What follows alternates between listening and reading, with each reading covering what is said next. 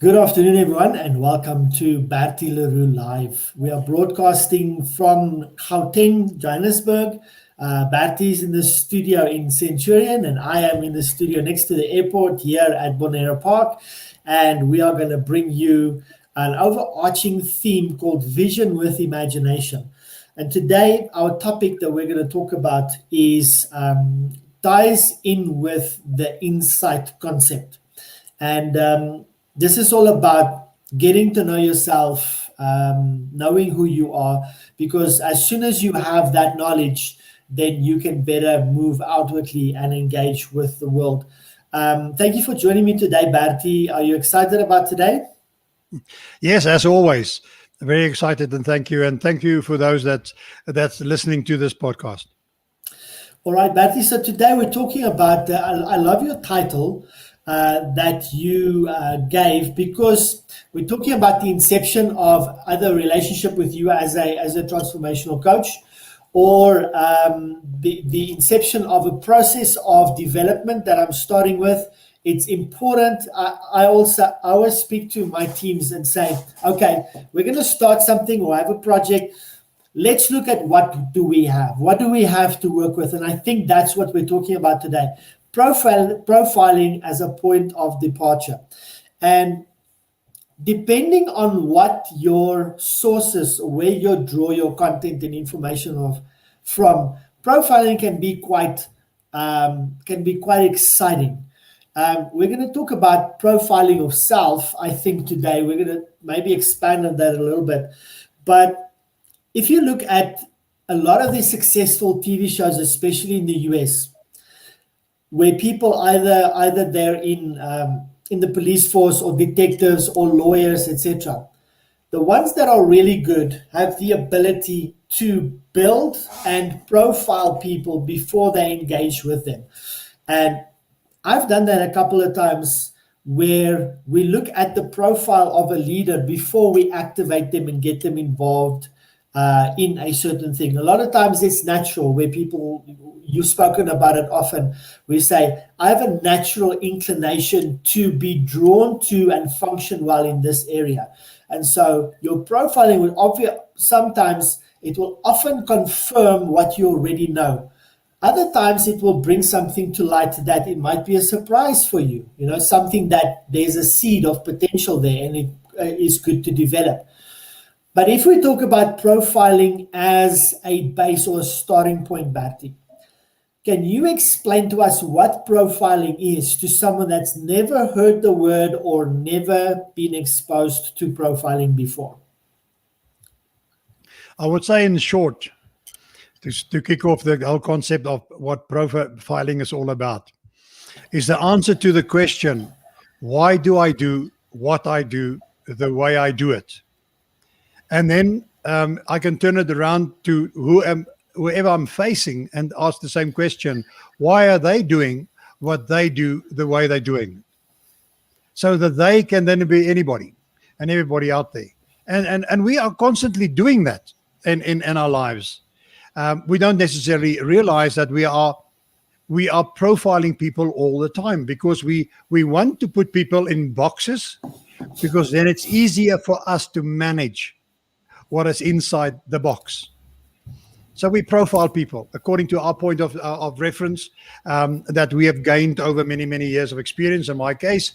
And so that's how we go. So profiling, by definition, is really you're putting somebody in a box, and you ask that question: why do they do what they do the way they do it? Can we be adventurous and say profiling is what we naturally would do is we'll put someone in a box, but profiling could also be an interesting method of discovery. Like, I could find things that I don't naturally know was there. Like I mentioned before, there might be a seed of potential there, but we don't really see it because we might not be that close to the person that we can actually see that in operation. But by doing profiling, and you could do it at different levels. You could do it with your leaders in leadership. You could do it with your staff. You could do it in MySpace Ministries. You could do it I think it's weird to profile your friends or so, but it's a good way to kind of know what you're working with. Do you think it's a good discovery tool as well, especially if you look at yourself? Absolutely. As I say, I mean, last week we spoke and we actually touched on a couple of elements of that. What the way where we talk about situations that brought certain characteristics of people to the fore.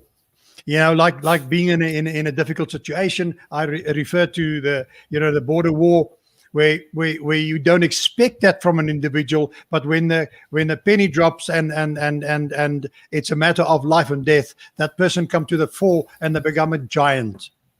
And when we profile people, we would like to know how we would respond in certain situations, because we can't necessarily create these situations to know how we would respond. And that applies to everything. When we start out at school and you become a prefect or a junior leader, a sports leader, all of that is giving you an opportunity to expand your horizons and find a little bit more about yourself. You try this sport, you try that sport, and you are actually profiling what you like and what you love doing. And key to that is that there is a lot of systems and processes that you can even get for free on the internet today, but where you can pay for people to profile you so that you can get the answer why I do what I do the way I do it. Because the moment I know that, I've got the answers, where often things is great and I enjoy what I do and everything just seem to fall into place. And other instances, it's as if nothing works. Nothing gels. I've always got the wrong span in my hand, considering where I'm working. It's as if nothing works. It's because you don't necessarily fit in that situation. But you will only know that when you're in it, unless and until you've done detailed profiling of yourself and you realize, this is what I love doing, so I should actively go out and look for more things of what I love doing. And then we start getting that clarity and we start getting that focus. And that is also part of what we talk about all the time, about passion. Because I will only be passionate about the things that I'm good at and what I love doing. And that profiling is helping me to get down to that point, almost that funneling of what I love doing, to get to the point and say profiling. Profiling just enhances the process. But we are all the time profiling people. And some people say, I'm intuitive. My wife is an example. I mean, instantaneous like or dislike of a person that she would meet. Instantaneous. And if you talk to her later on, she will be able to tell you, this is why. But that's also a way of profiling people that you meet up with. Okay. Patty, can you explain to the viewer, how does profiling work? Okay. I think the best example that I can use is, I'm also a Netlink brain profile, whole brain thinking preference profiler, whole brain thinking preference profiler, and therefore a practitioner for that. And that is one way of profiling you. But it is not just profiling you in terms of who I am at the moment. I can also profile myself in terms of, what would I be like as a leader, as a manager? What are my skills? I can even profile the kind of skills that out of my thinking preference come to the fore, that I should be focusing on. So it's in that instance, it's simply two batteries of questions, online done, and that gives you your whole brain profile. And it tells you whether you're left brain or right brain. It actually breaks it up in 8 dimensions. And by the way, this profiling is done in 38 countries worldwide, where there's practitioners active in many countries out there. And it can be done online. It's always done online, but it needs a discussion. But that's a way of then saying to you, This is your thinking preference. Because remember, we always said everything starts with a thought. So if it's my preference, means this is what I like doing, whether it's administrative work or whether it's a creative work and doing things by my hands. Love music, love painting, just love research. A specialist, I'm a detailed person. It all depicts that it sort of put you in a box so that you can understand this is me, and then I grow in stature. In other words, I grow my box. I'm not still in the same box. I grow in the box, but I know outside that box, I'm not so comfortable. If I have to act outside my box, in other words, outside my comfort zone, in other words, outside my thinking preference, if I have to act that, I am aware of what it do to me, what it does to me in terms of taking energies, etc. And mostly when it's in a business environment, you start delegating activities away from you that you don't necessarily like and enjoy. But that, in its essence, is what profiling is all about. Bertie, if we do profiling, what is the information, or what do I get out once the profiling has been done? I get clarity of focus. In terms of what my vision with imagination entails, we've got the three elements: overview, insight, and foresight. Okay, so the overview is more helping you to define your vision, clarifying that, so you can break it up in goals and etc. So that helps you to clarify that. But the insight component is one of the most important. That is finding Bertie, finding Ivan, because up to now we have been molded and groomed and challenged and battered by life, by communities, by whoever we've been involved with. And all those experiences, good, bad, and ugly, that we've gone through has become part of us. And if you ask me, you're saying, that's my profile, that is what I represent. No, that is what people out there told me who I am. Because people like that. It's so nice to tell other people what they like and why they're doing this, and all those kind of things. So from school, in your employment environment, even in your family environment, in your marriage, people tend to believe that they have a license to mold you into what they want you to be, so that it's so much easier for them to live with you, to work with you, to teach you in school. And unfortunately, that's what we have. That's where we're at the moment. But if you really want to, with passion, develop your own vision for your imagined future, your perceived future that you want to live, that you deserve, you really have to find, who is this person really? And profile is a way of helping you to get clarity. Okay. Now, once I have the information, Bertie, what do I do with that information?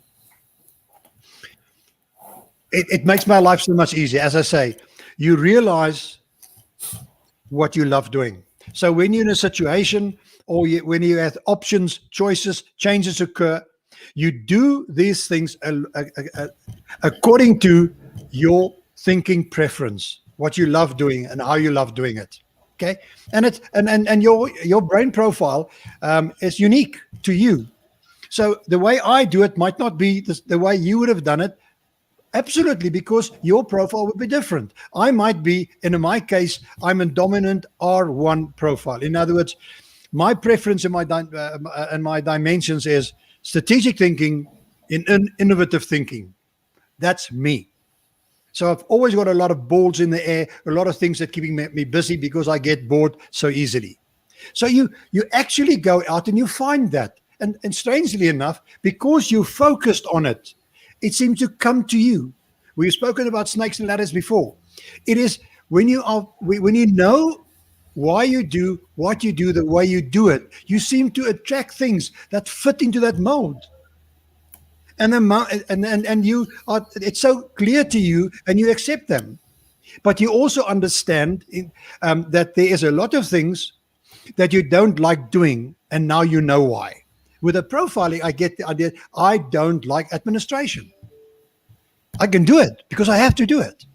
But if I have a choice, I would steer away with it. I've got a brilliant assistant that was sent to me because she takes care of all of that brilliantly. So I don't have to worry about it. So that takes away. But if I have to do it, it takes a hell of a lot of my energy because I dislike what I'm doing. So I'm would actively think about everything that I do because of the fact that I don't like it. Until the point that I realize, come hell or high water, it needs to be done.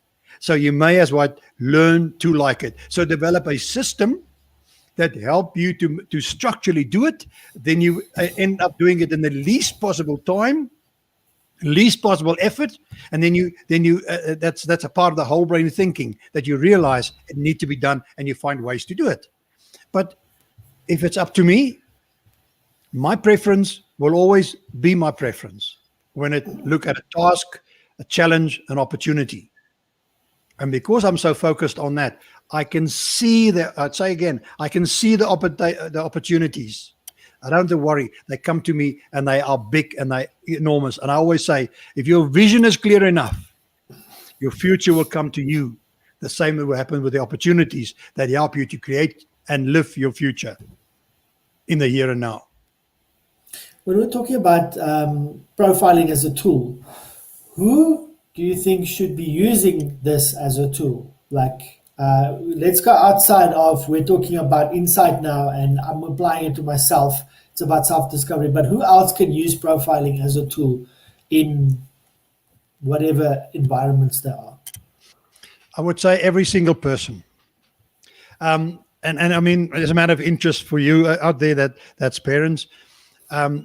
Kids from 7, 8 need to be profiled because it helps you as a parent. And it would be great if you as a parent could have profiled yourself, what you like as a parent, that you can manage little Johnny and little Mary that is maybe different. One is left brain, one is right brain. And we can talk about this in some other time. We don't have the time to elaborate on that now. But we start there. As we grow up, those preferences still stay there. You just expand on the preferences. They just become clearer.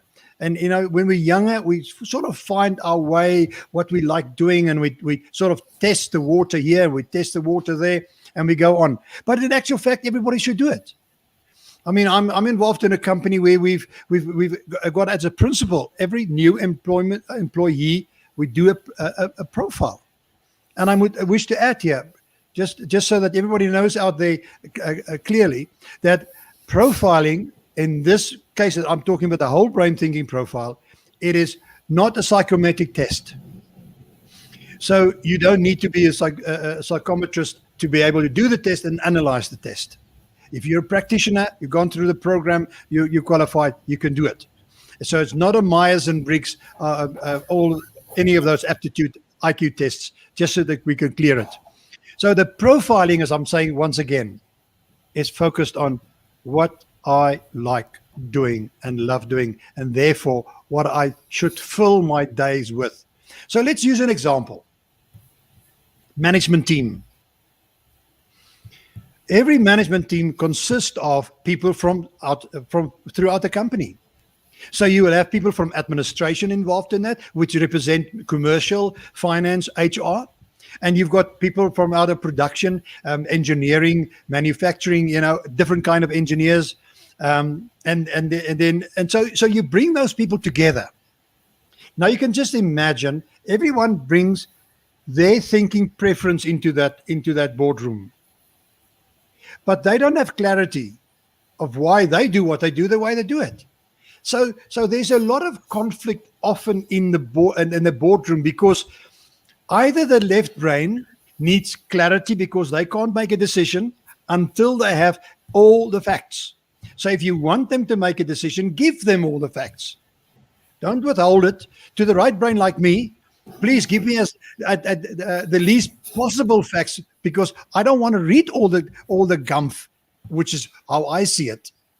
Okay, so different. So the nice thing about it, if you can get your organization to as a whole brain thinking organization, it means that when I'm sitting in the boardroom and there's a technical thing to be discussed, then I will expect that I can assume that the left brain guys have studied that, Googled it, investigated, and when they talk and they come with a solution and say, this is how it works, what it's like, that I, as the HR guy, that have no interest in that technical guy, can say, I accept what Johan is saying. I trust his views 100%. No more arguments. Johan has shared it with us, and we accept it because we know if he says he's done his homework, he would have done it. If you have given that technical talk to Bertie, nobody would trust the result. Okay? And I can't blame them, because I won't do the research.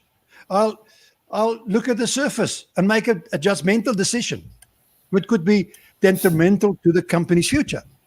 So the moment you have this profiling and understanding of the principles of that in your boardroom, you would understand the roles that every single person bring to the meeting.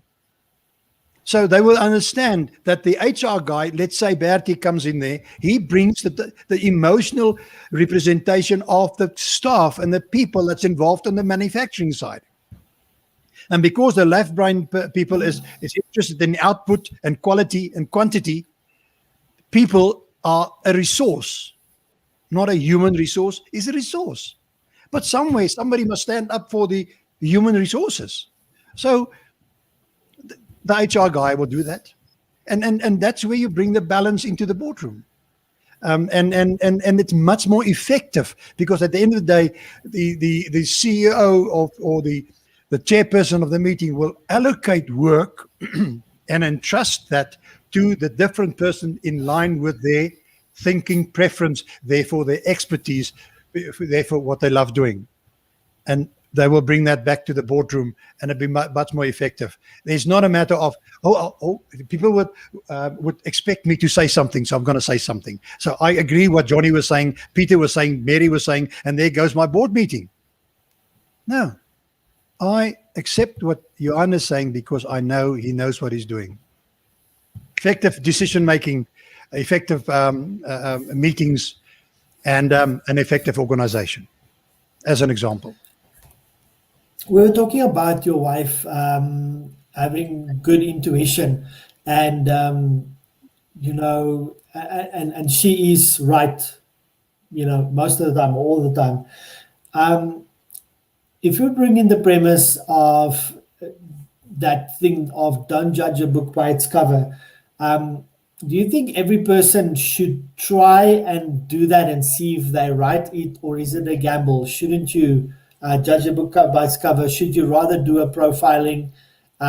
Because a lot of times we have people in front of us, we interview them, and like for me, when I'm choosing leaders for specific roles, sometimes I look at a person and say, they would be great in that role, and then they don't work out. Or, someone doesn't impress you right away, but they grow into your expectations, kind of. And often, I would say about at least 30% of the time, I've been very wrong, because we put people in positions that they just didn't work out. Or you have this leadership fatigue. You have someone that does a phenomenal job, and then all of a sudden they just fizzle out. What is your thoughts on that?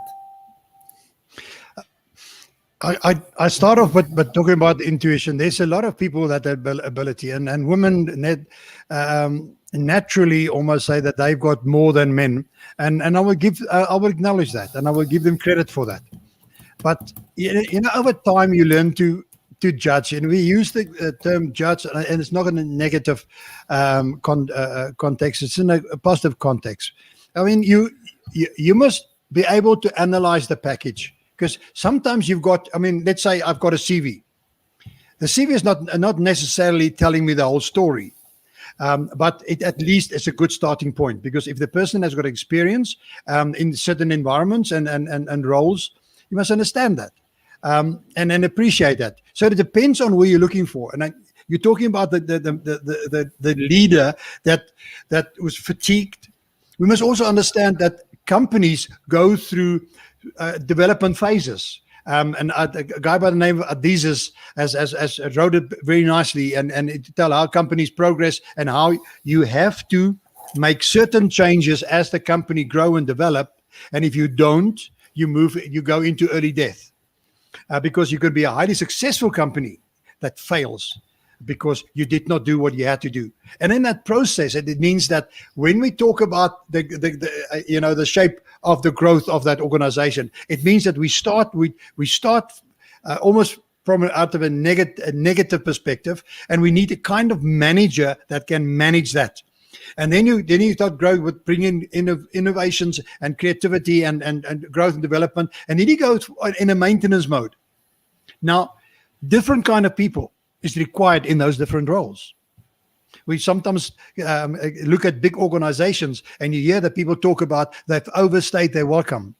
Because if you take an innovative, creative thinking manager, leader, and you keep him too long on the role, that the company must sort of stabilize and get them set right in that sort of maintenance or before they take the next growth phase, then they create change there because they have to have change.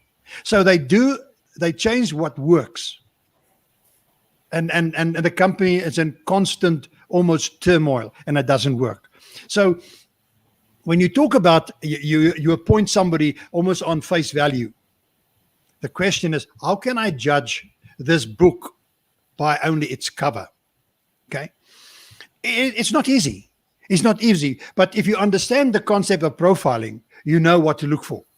And I'm not just punting NBI. There's a lot of other profiling. But if you know your own profile, you know and understand somebody else. If it's just come to communication, if I, as a right brain person that think in pictures, communicate with a left brain person that thinks in facts and figures, our communication is there. Because I don't like, somebody tells me where I must go and tell me the street name is 26, and then they try to explain to me N1 and all those kind of things. You've lost me. Tell me about pictures and things where there's a highway garage maybe, or a train that goes over the road. Give me pictures. So if I understand correctly, and I know this person is left brain, he wants facts and figures, I know I'm for effective communication. The only way I can get him to understand where I come from and the clarity in our instructions that we need to give one another, I need to change my view for now from picture thinking to facts and figures thinking, because that's what he wants. Because now we got effective communication. So the concept of profiling is there. So when I meet somebody, I know what I want to do with them. So if I want to bring in a technical guy in the organization and not necessarily a leader, I know which questions to ask that individual. And he would respond the way that he is attuned in terms of his thinking preference. And if I look at a manager, the same thing. You ask one or two questions, you get your answer. Not even looking at a CV. And it's not asking him about his future. Let him just talk. Because through talking and sharing our concepts and ideas, we actually share our preferences. And you can use that to base your decision on. Now, if I need to do, I've listened to this and I'm not convinced that I want to do profiling, either my staff or myself or my team or whatever. How do I actually get it done, Bertie? What do I do to get profiling done? Like I say, there's a lot of different levels of profiling on the internet. You can just Google it and you can get that. And there's a lot of guys that do it all the time. And I mean, like MBI profiling, I'm talking to you now. If you're interested, you can talk to me, contact me, and we can take it further. Or you can simply just Google it, because they would be a practitioner. You'll find them online, and that's available. It's just a concept of saying to yourself, there's so many times that I'm right, but there's so many times that I'm wrong. I wish I can reduce the wrongs and increase the rights. And we often get to that point. You're saying, if only I did this, if only I did that, if only I asked that question, or I said that. That is part of the process where we start realizing, and that's where we get to this insight. Because if I understand who I am and what I love doing, having a vision of where I'm going becomes so much clearer. Because everything I do now is focused on what Bertie wants to do. I'm part of a bigger community, family. But by my point of departure is the unique me, born unique, gifted unique. And therefore to understand what I do. Because I cannot live other people's lives all my life. You can see at the back there. I mean, don't live other people's dreams. And as an employee, so often, that's where we end up. We are living other people's dreams. They're paying us for it, yeah. But we are giving them our energies, our knowledge, our skills, so that they can achieve their dreams. We must look at our own for once and just take yourself and understand yourself. And that's the insight component. That's a component that you get clarity for when you start learning to unconditionally love yourself in terms of the person in the mirror. That's where you need to start. And that's what you need to focus on. And if you do that, you'll get the answers to your own questions. And if you're honest and sincere with yourself, you'll realize this is true. I have been living almost a false life, a square peg in a round hole. And it's about time I realize that and get out there and go look for the square hole and go in there. Because that's where you belong. That's what you deserve, to belong to some place where you fit in. Awesome. Thank you, Bertie. Is there anything else that you think we missed that you want to maybe add, or any final thoughts on this topic of profiling? When I talk about vision, an imagined reflection of your perceived future, or then your future reality. The sooner you realize that the only way you can achieve your dreams is when you take control over it. And in order to take control, I need to understand me better. And if there's any help out there that I can get factual feedback on who I am and what I should be doing, then we should reach out for that help. And if I find myself in a position where I know, and most of us, and I've always found as a coach, and you talk to people and you get down to the core, they have known they're a square peg in a round hole for years. They suffered and they hated their job, and they get increases, and then get a new car and sometimes a new wife and a new beach cottage. But there's an amiss. Something is wrong. I'm not whole. Until the day the penny drops and you realize who you really are. The person that was born unique and gifted unique. And you start living your dreams, focused on that greater picture that you've created for yourself, that vision with imagination, your perceived future. In other words, your factual future that you deserve. The moment you get there, you will understand that you're responsible for it. So my biggest challenge, and any coach out there's biggest challenge, is to bring to the fore the real person, the true person. Because we've been forced to grow up in societies, and I'm not just talking South Africa, I'm talking worldwide. I talk across the globe to people.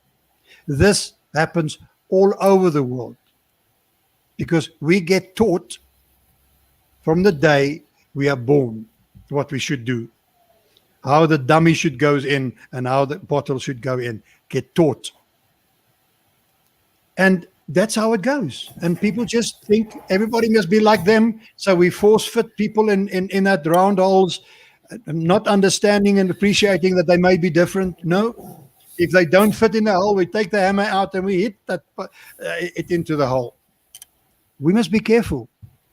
And the sooner that light up to you. And strangely, I want to conclude this by saying that it's strange that a lot of people have relayed the facts, what COVID-19 has done to them.